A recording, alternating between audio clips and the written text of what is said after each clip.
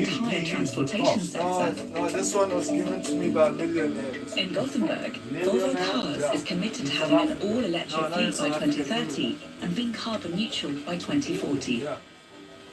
EVs are hailed as the zero-emission transport solution, with global sales almost doubling in 2021.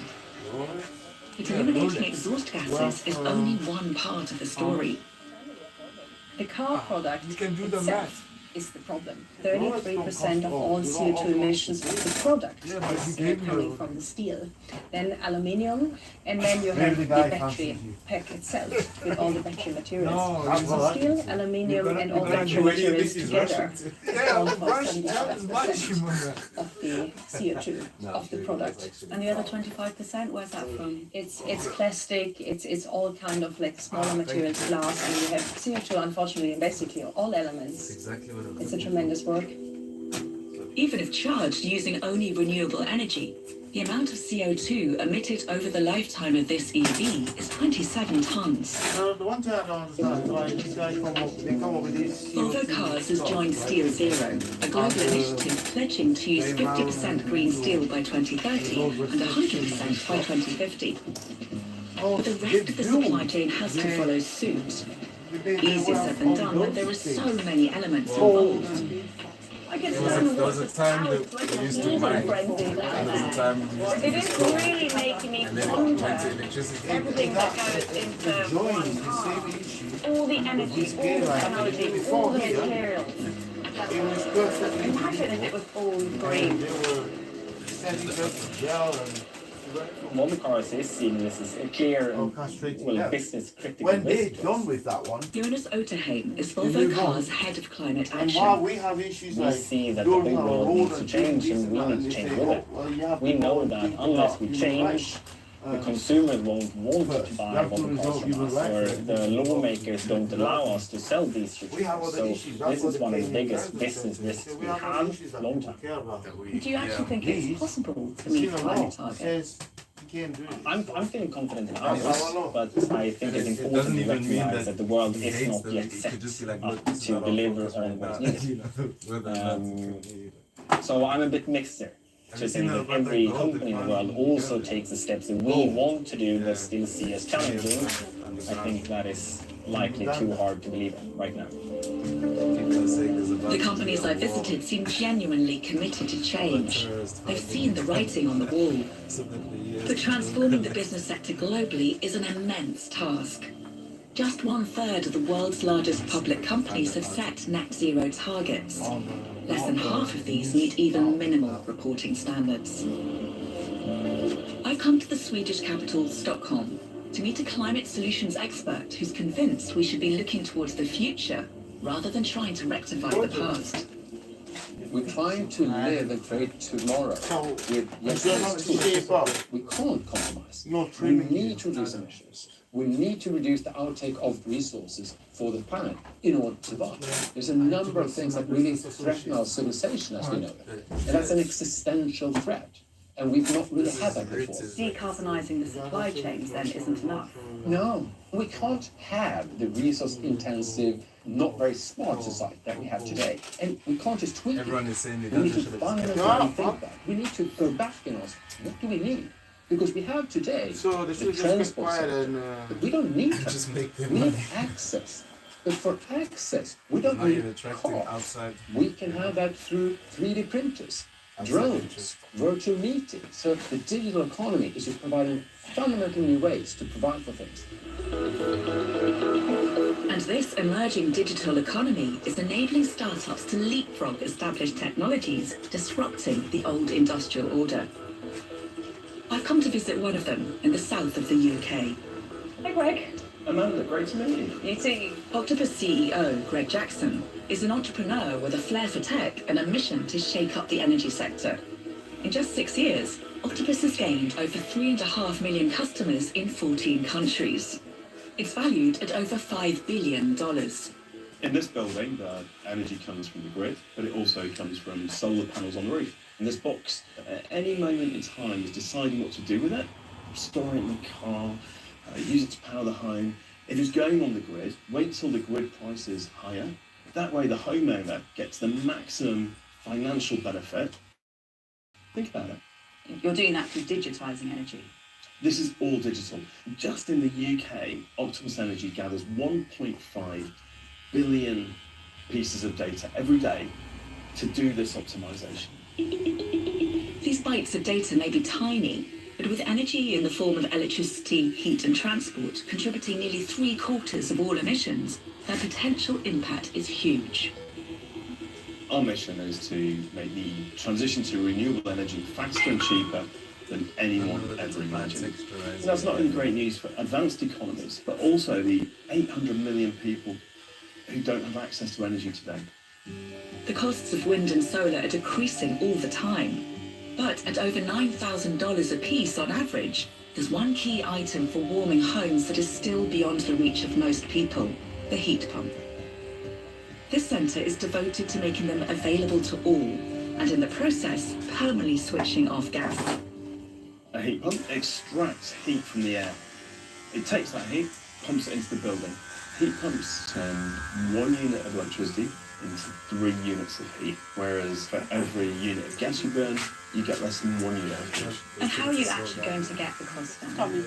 Just through standard economies of scale. We need to increase the heat pump industry to the scale of the gas industry. And when we do that, the cost will plummet.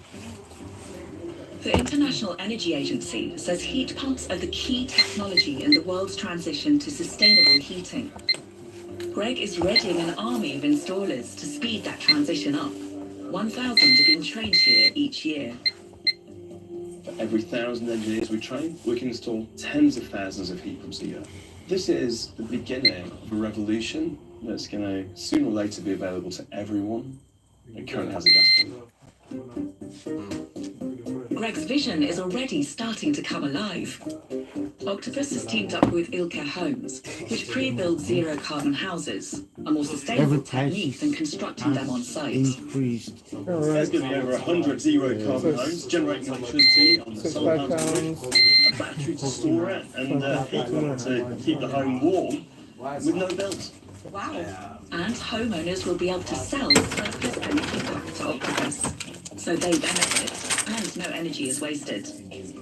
This house generates more electricity than it uses. And so the energy world of tomorrow is one in which energy is decentralized, it's distributed. The ability to start building homes like this helps us reduce the reliance on the national grid. And it enables innovators to bring solutions to communities and to individuals faster than we imagined. It's inevitable.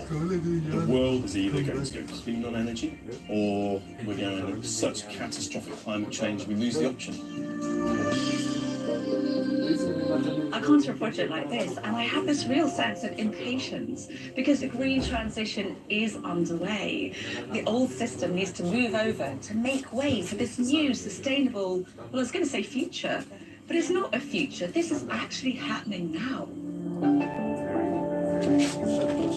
But is the world ready for the wider consequences of this change? Its impact on everything, from people's jobs to states' revenues.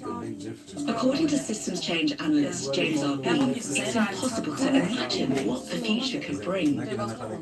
What we see coming is a fundamentally different system. We've never seen in human civilization where the inputs into that system are all available locally in abundance. It's a totally different system to the old system. There's nothing about a caterpillar that tells you it's going to be a butterfly. And that holds for when we think about the kind of transformation we're going to see in the economy. Can you give me an example? We're seeing solar be rolled out extremely quickly, and it's going to transform industry after industry. So any demand that's capable of shifting will respond to that incentive of zero-cost power. So we could do things like make hydrogen, we could do vertical farming, we could do steel production. And so not only will it transform existing industries, it will create the possibility of new industries. It's kind of like when the internet came along, and we essentially had zero-cost communications. It transformed a bunch of existing industries, but it also created a whole host of new possibilities that we couldn't possibly have foreseen beforehand. The old industry goes the other way. You see reversing economies of scale, you see increasing costs, you see less demand. And so in whatever industry you're thinking about, you get this kind of virtuous cycle for the new and this vicious cycle for the old, which leads very rapidly to this disruption.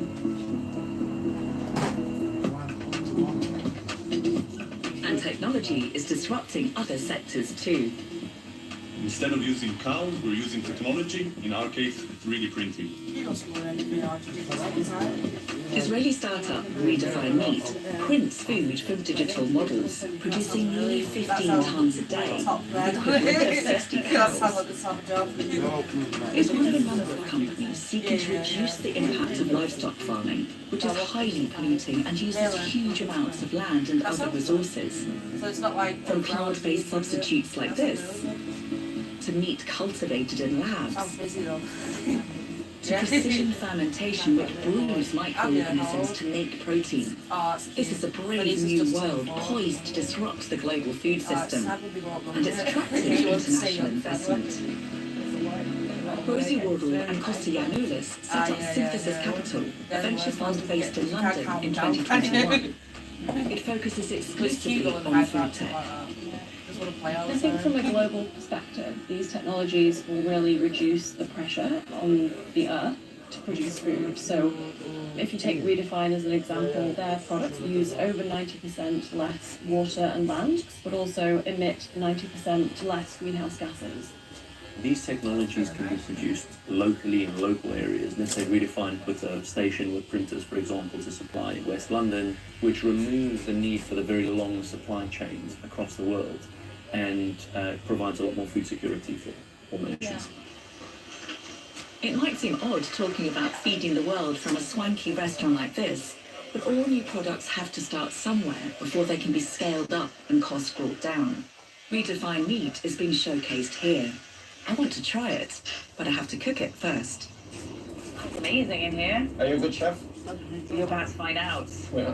Yeah, but Jordan Sclair is the executive what's chef. going on next week? So this is the lamb flank, the beef flank, and then the third dish is here. You've got this, the mincemeat version. There's done everything possibly that we can to trick the chef, I think.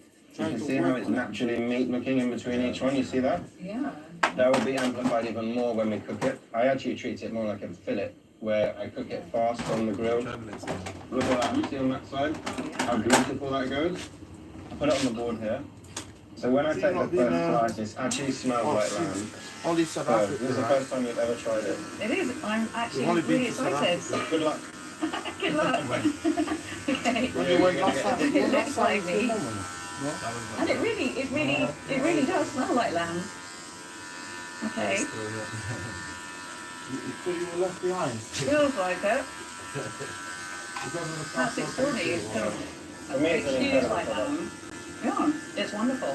I really like that. Can we have some more? In May 2022, Synthesis launched a dedicated food tech fund, the world's largest at $300 million. It was oversubscribed. Investors clearly reckon there's money to be made. We think by 2050 we'll have a whole new paradigm in food, really, and that these technologies will be the vast majority of the animal protein that we consume. Profit in the alternative protein space doesn't necessarily come at the cost of the planet, sustainability, etc. It's actually quite the opposite. Yeah, and I'd say I think that's a broader shift in the investment world, that mainstream investors are understanding that you can't invest in a company that is having a really negative impact on the world and expect to make profits in 10 years' time. It's more thinking longer term about the planet. Over the last few weeks, I've witnessed a growing awareness in business circles that the established economic system is no longer fit for purpose. A new system is emerging, but will the old order step aside? And will the new one surface fast enough to prevent total climate and ecological collapse? Author and educator Tony Seba thinks market forces will enable green tech to be scaled up at speed. But still, the future hangs in the balance. I am 100% confident that technology disruptions are going to happen because they're going to happen for purely economic reasons. We're going to have a lot of self-sufficient communities that produce everything we need: energy, transportation, materials, food, and so on, 10 times cheaper than we can produce today without all the waste that we produce today. That is a dramatic change for society, something that we have never seen in human history, and that's coming over the next 10 to 15 years. It sounds amazing, the vision of the future, but I keep on hearing but, and my brain asking all the questions. Is that because my mindset is stuck in the old system? Well, there is a high likelihood of collapse, because every single society in the past has gone through collapse, has gone through a dark age. The difference this time is that we know what's coming, right? So if we know what's coming, then we can prepare for it. We need to develop new organizing systems, political, religious, belief systems, and so on, to take advantage of those technologies. And what you can't predict is, are we gonna collapse and then rise, or are we gonna rise from here? And that is the big question of our time. So the stakes really couldn't be any higher. But how do we shift from knowledge to action? One organisation in the Netherlands thinks a change in perspective may help. It uses virtual reality to give business leaders an astronaut's view of Earth, the so-called overview effect. It's the brainchild of former CEO Egbert Mulder. It creates a new connection between you and the planet. You see the beauty of the planet, and you see the fragility of the planet. And you see from space the destruction that humankind has done to the planet. Then you become very much motivated to do something about it.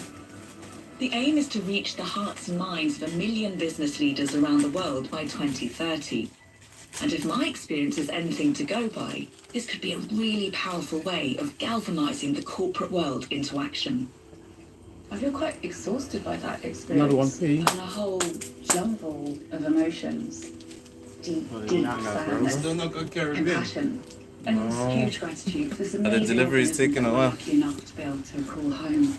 We've been looking at systems in this series, and the systems have to change. Now, whether we choose to leave our stamp on history as one of a glorious moment when we learn from our mistakes, we sort out the systems that are so destructive, or whether this is a story of us buying, extracting, plundering our way into destruction. No. I don't know. But it's up to all of us to put as much pressure as we can on those systems so that they work for our planet, they work for our own. What was that other one I got yellow? Because otherwise we won't have one. When there was no It's as simple as that.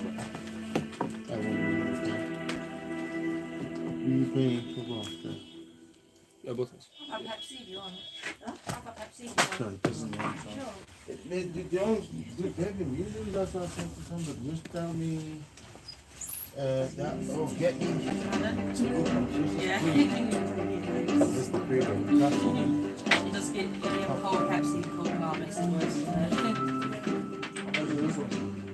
It's £5 since it hasn't got the box. I think this is the one I got last time. Chanel blue. Yeah, Chanel 2.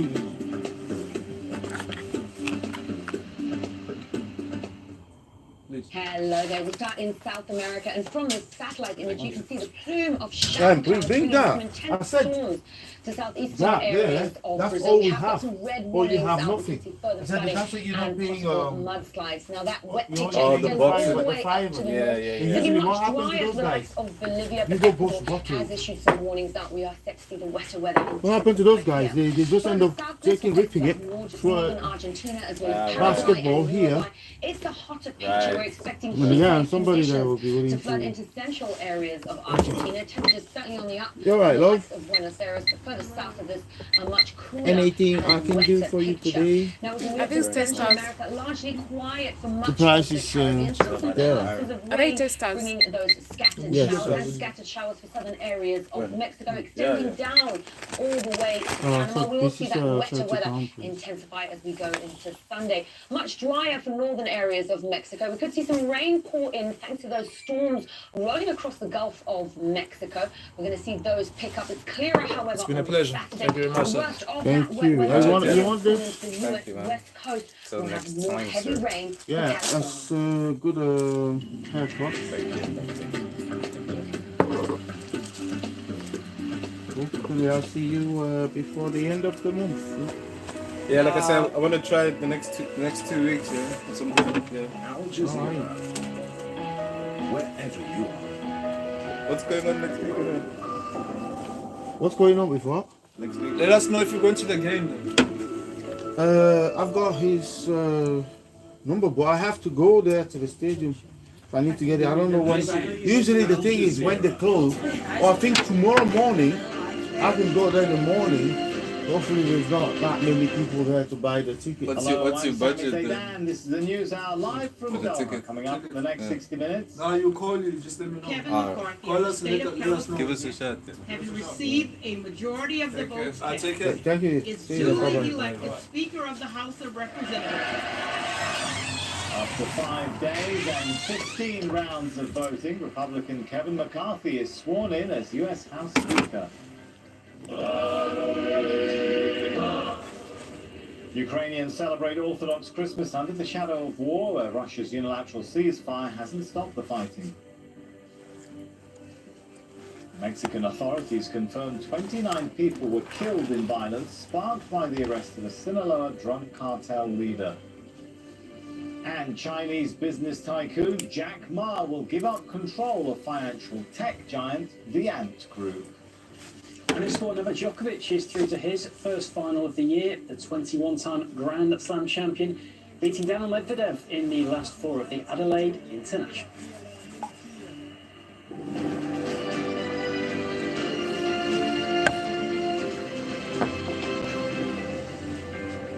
Now, Republican Kevin McCarthy has been elected Speaker of the U.S. House of Representatives. It took 5 days and 15 rounds of voting for McCarthy to overcome a challenge to his leadership by hardline members of his own party. It revealed deep divisions among the Republicans and raised questions about to govern. From Washington, D.C., here's Alan Fisher. After an historic week, after leaking into a fifth day, after a night of drama and confrontation, it was 15th time lucky for Kevin McCarthy. We don't have everything on there. Californian Republican We have process.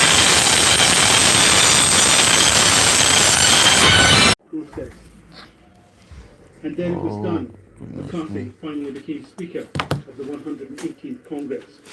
Kevin McCarthy moved into the Speaker's office earlier this week, but several times in the chamber